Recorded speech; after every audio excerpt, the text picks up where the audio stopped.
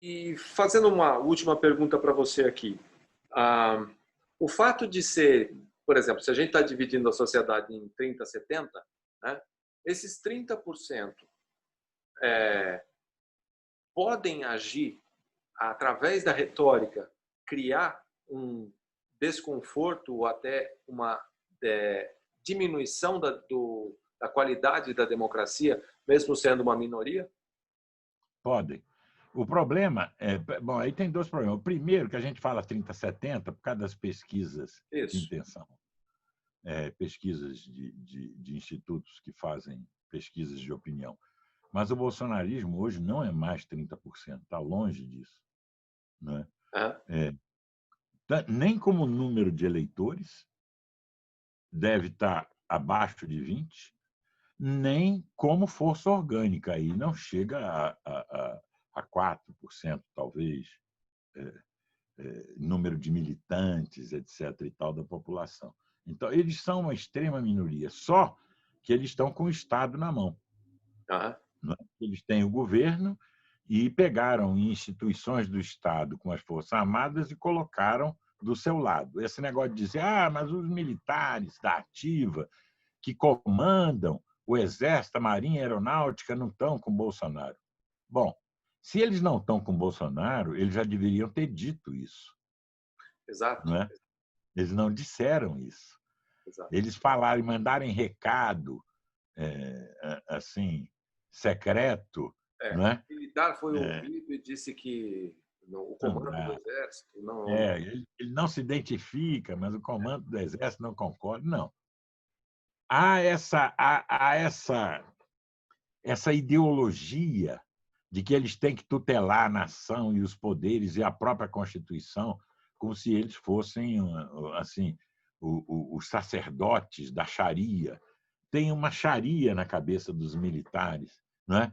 De que eles estão acima das instituições, supostamente porque eles seriam mais dedicados, eles amam a pátria, eles são patriotas. Quer dizer, é tudo uma conversa muito complicada de quem não entendeu a essência da democracia.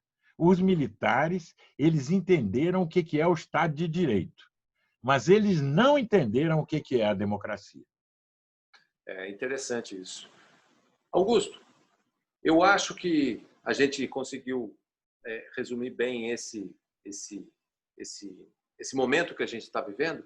Agora eu queria fazer mais uma última pergunta, aquela que volta depois de tudo. Como você vê que as coisas vão se desenrolar daqui para frente? Quais serão os possíveis novos passos num espaço mais curto de tempo? Com um aumento, que agora a gente sabe que não consegue segurar a quantidade de mortes, vai se tornando cada vez mais próximo das pessoas. O que você acha que deve acontecer daqui para frente, no Bom, próximo mês, por exemplo? tem a crise da pandemia, que o quadro é assustador, porque o Brasil, e ninguém imaginava isso há 2 meses atrás, pode ser o campeão em número de infectados e mortos até o final de julho. Não se sabe, mas pode ser. É provável que seja. Já estamos no segundo lugar em número de infectados e mortos e em 70º lugar no número de testagens, Exato. abaixo disso. Bom, o que significa que para cada um infectado detectado deve ter 10, sei lá, de 6 a 10 que não estão. Então, nós não temos o número de agora, 831 mil infectados, nós podemos ter 8 milhões de infectados.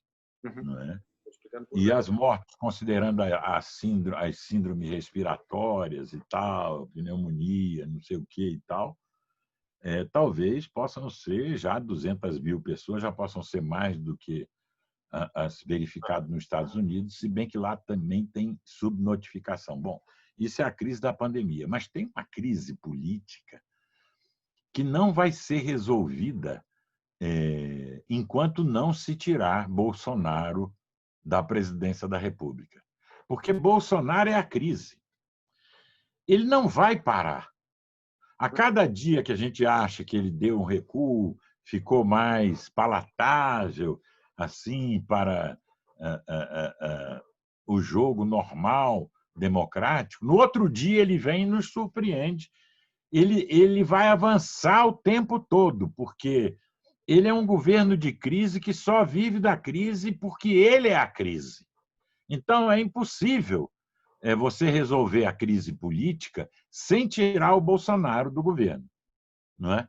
Isso é uma coisa que nossas lideranças políticas, por déficit acentuado de alfabetização democrática, né, por falta de democratas mesmo, não conseguiu perceber e tomar atitudes condizentes, né, com essa percepção de que Bolsonaro é a crise. Nada do que for feito vai fazer o Bolsonaro parar no seu caminho de destruição da democracia. Então, e tem a crise. A confiança foi quebrada, né? A confiança foi quebrada faz tempo. Então, se ele falar, mudei a partir de hoje, não mudou. Né? Não, e é porque ele não vai mudar mesmo. Não é porque o caminho dele não é governar bem. É criar essa tensão, polarizar para ver se consegue, na próxima eleição, conquistar um segundo mandato e continuar. Ou seja, ele vai em frente, ele não vai fazer nenhum desvio nesse caminho. Ele foi eleito para isto e para isto ele está, vamos dizer, prosseguindo. E a terceira crise é a crise econômica, não é? A ideia de que vai haver uma recuperação em V, né? Até o Paulo Guedes namorou com essa ideia, mas o que o Paulo Guedes fala não se escreve, né? Não vai ter esse V, não é? O mundo não vai ser o mesmo do ponto de vista econômico do que era antes da pandemia. Então, não vai ser mesmo. Então, vai ser assim um conjunto de zigue-zagues, vai ser uma recuperação longa e lenta, e certas atividades jamais serão recuperadas, não é? Então, aí é que nós temos um problema grave, não é? Autocracias como a chinesa talvez consigam se preparar melhor para esse novo estado do mundo do que as democracias liberais, não é? Então, esse é um problema. Então, nós temos um problema de crise econômica, nós temos um problema de crise política, que é o Bolsonaro, e nós temos a crise pandêmica, que ninguém sabe no que vai dar, porque, por exemplo, a epidemia de influenza de 1918, da chamada gripe espanhola, a segunda onda é que matou mais. Foram 55 milhões de mortes, se eu não me engano. Né?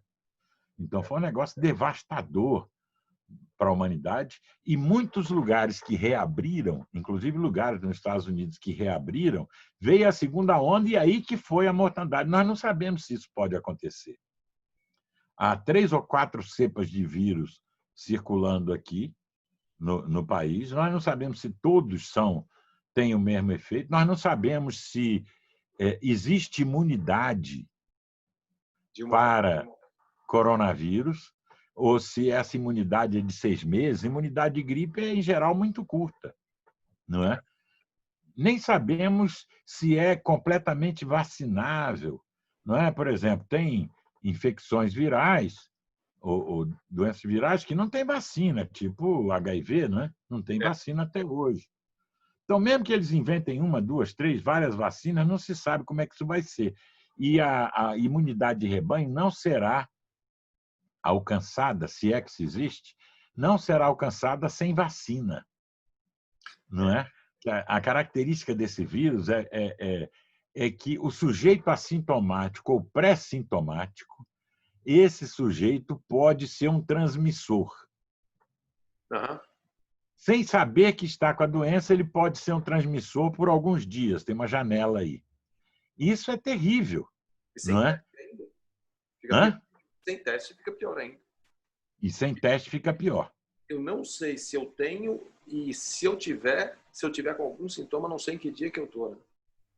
Considerando que os testes, mesmo o PCR, os testes moleculares, eles percebem pedaços da fita do RNA do vírus, mas pode ser de outro vírus também. Pode. Eles não são absolutamente certos. Então, é uma situação de incerteza, o mundo ainda não conhece a doença, não conhece a pandemia, e ela não está declinando.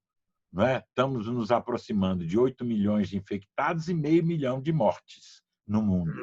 Isso em dados oficiais. Não é? E ela começa a crescer perigosamente em países como Índia e México. Não é? São países Então, com uma população enorme, né? com populações grandes. Não é? E o impacto Então, de uma decisão centralizada pode gerar uma consequência enorme para a humanidade. e o Brasil está mal nisso tudo, porque se você pegar os países, só os países que têm mais de 100 milhões de habitantes, para comparar com o Brasil, Sim. para não comparar com Bélgica e tal, Uhum. o número de mortes por milhão coloca a gente já em segundo lugar. Se você pegar esses países grandes, que são comparáveis ao Brasil, não é? E a Índia, a China, Paquistão, Bangladesh, Filipinas, não, Indonésia? Estados Unidos, hã? Filipinas ou Indonésia, agora não me lembro. São países muito populosos. Muito grande, não é? Em termos de população. Então, o Brasil já é o segundo. Então, ninguém sabe. Nigéria, né? Na, na, na, na África e tal. E a epidemia praticamente ainda está crescendo já na África, e na Ásia tem o problema da Índia, que tem subnotificação brutal, a Rússia também subnotificação brutal. Né? Aí não é nem subnotificação, é repressão aos dados mesmo. Né?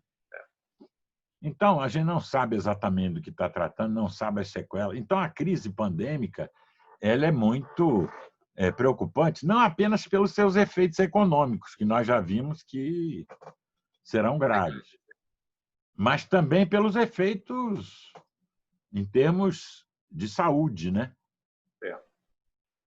Então, isso tudo no Brasil está misturado com uma crise política. Esse é que é o problema. E que é uma crise política muito facilmente identificável. A crise política tem nome e sobrenome: Jair Messias Bolsonaro. É isso, Augusto. Ficamos, então, por aqui hoje e a gente volta em breve, quando der certo. A gente volta quando der certo, numa próxima vez. Mas obrigado pelo seu tempo aqui. Legal. Obrigado. Até mais, pessoal. Até mais.